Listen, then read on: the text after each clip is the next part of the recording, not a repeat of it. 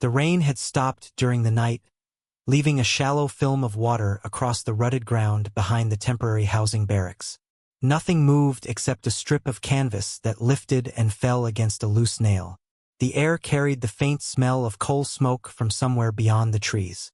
A woman crossed the yard slowly, careful of the mud, holding a small parcel wrapped in paper already soft at the corners.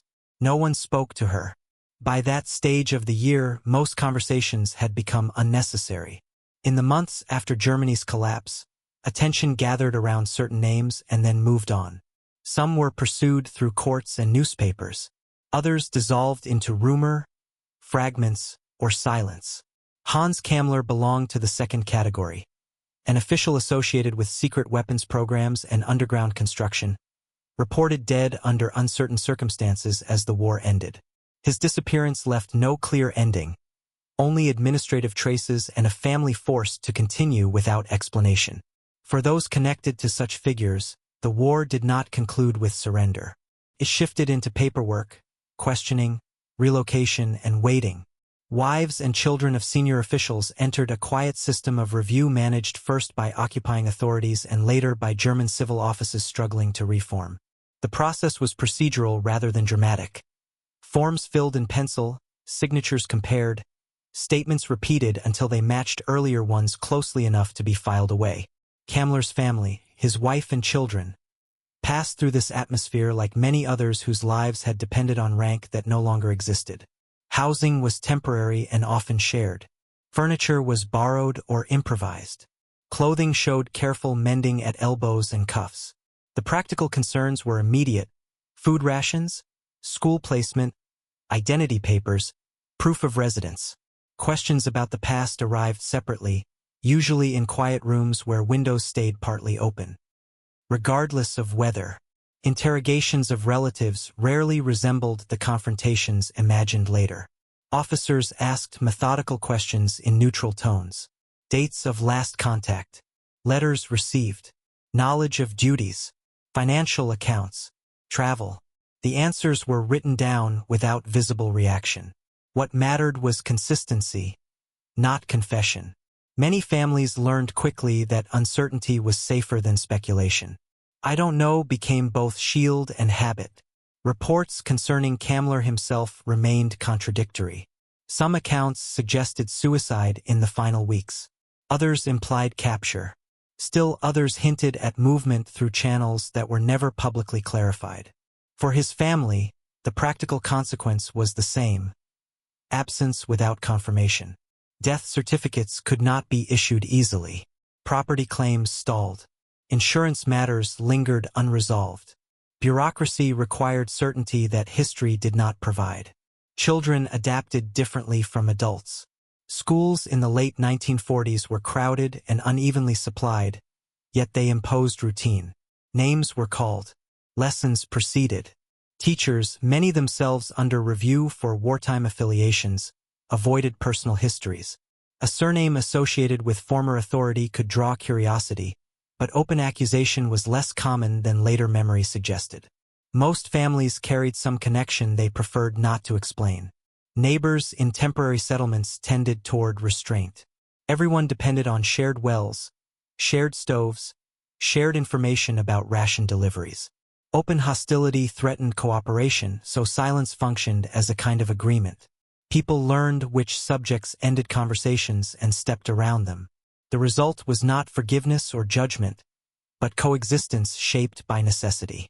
Economic survival defined the early post-war years more than moral reckoning. Widows of officials often sought clerical work, translation, sewing, or assistance through church networks. Pay was small and irregular. Travel required permits. Coal shortages made winters the central fact of memory. In such conditions, the question of a missing husband's reputation felt distant compared to the question of heating a single room. Denazification proceedings formed another layer of uncertainty. Classification categories, ranging from major offender to exonerated follower, depended on documentation, testimony, and shifting political priorities. For families of technical administrators like Kammler, outcomes were inconsistent. Some investigators emphasized involvement in weapons production and forced labor systems. Others focused on provable personal actions. Files grew thick with statements that neither fully condemned nor cleared. The family's own statements appear to have followed a restrained pattern common at the time. Acknowledgement of employment, distance from decision-making, uncertainty about final events. Whether entirely accurate or shaped by necessity is difficult to determine. Post-war testimony across Germany often balanced memory, fear, and practical survival. Precision was less attainable than stability. By the early 1950s, administrative focus across West Germany began to shift toward reconstruction and integration. Court cases continued, but public attention narrowed. Missing persons were gradually presumed dead after legal waiting periods. Such declarations allowed property matters to close and pensions to begin, though modestly. For Kammler's family, formal recognition of death, if and when it occurred, would have represented not closure, but permission to proceed with ordinary life. Ordinary life, however, carried its own quiet burdens. Children entering adulthood faced documents that still required a father's occupation. Employers sometimes asked indirect questions. Marriage into other families introduced new circles of memory and silence. The past persisted less through accusation than through paperwork that could not entirely forget. Across Europe, similar families experienced parallel adjustments. Some changed towns. Some altered surnames. Others remained where they were, trusting that time would dull recognition. Historians later noted how quickly public discourse simplified complex personal histories into categories easier to manage. Within households, complexity endured longer, though rarely spoken aloud. There is little evidence that Kammler's family received special protection or exceptional punishment compared with others of comparable status. Their trajectory appears instead to reflect the broader pattern of gradual absorption into post-war society. Neither fully hidden nor prominently exposed. Such middle ground defined many lives in the Federal Republic's early decades. Memory within families often separated into practical and unspoken parts. Practical memory concerned birthdays, schooling, employment, illness. Unspoken memory concerned photographs kept in drawers, letters without clear endings, questions children learned not to ask directly. Over time, the boundary between the two softened but did not disappear. Public discussion of wartime responsibility intensified again during the 1960s, particularly with renewed trials and generational change. Younger Germans asked more direct questions than their parents had. For families connected to former officials, this period could reopen uncertainty long managed through routine. Responses varied. Some offered fuller accounts. Others maintained earlier silence.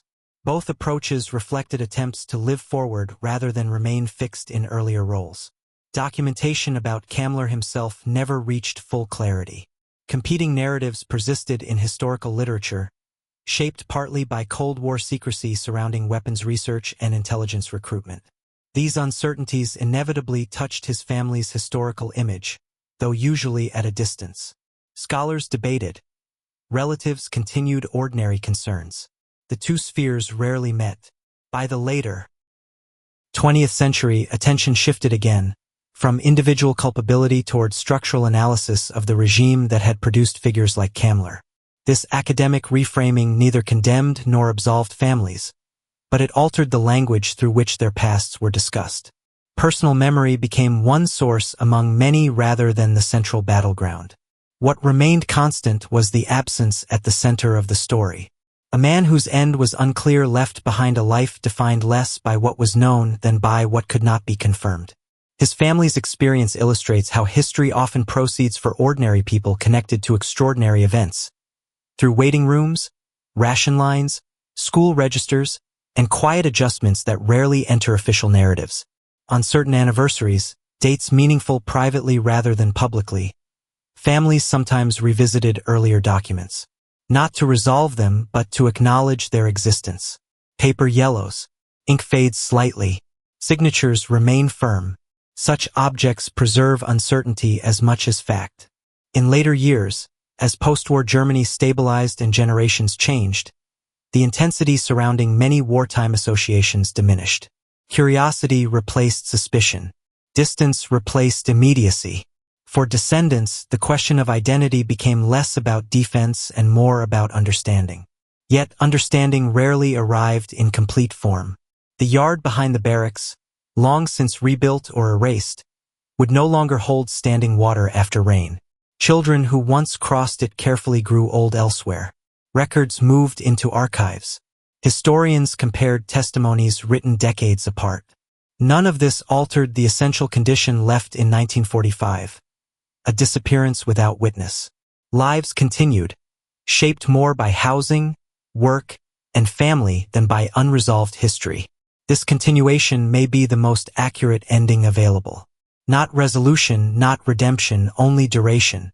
The past remained present in small ways, but it did not stop the ordinary movement of years. Silence in such stories is not emptiness. It is a space where certainty never fully arrived, yet daily life proceeded regardless. Kammler's family, like many others, lived within that space until it became indistinguishable from memory itself.